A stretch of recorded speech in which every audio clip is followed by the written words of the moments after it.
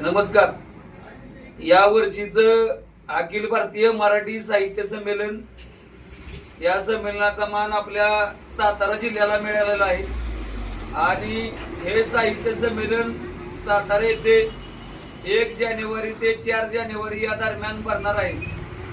यात म्हणजे महाराष्ट्रातून संबंध महाराष्ट्रातून देशभरातून जगभरातून मराठी भाषा वाचणारी, ऐकणारी, बोलणारी लोक या साहित्य संमेलनास येणार आहेत.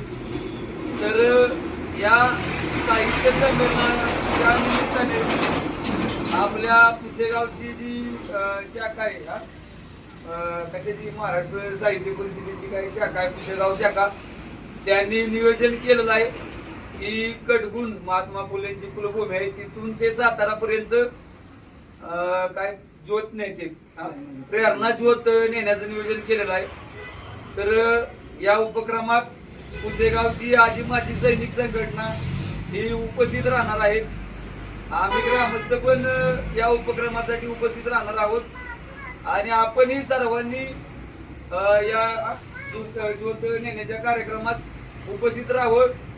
10 वाजता कडगुण येथून प्रस्थान होणार आहे, 11:30 वाजता पुसेगाव येथे आगमन होणार आहे आणि त्याच्यानंतर सातारला प्रस्थान होणार आहे.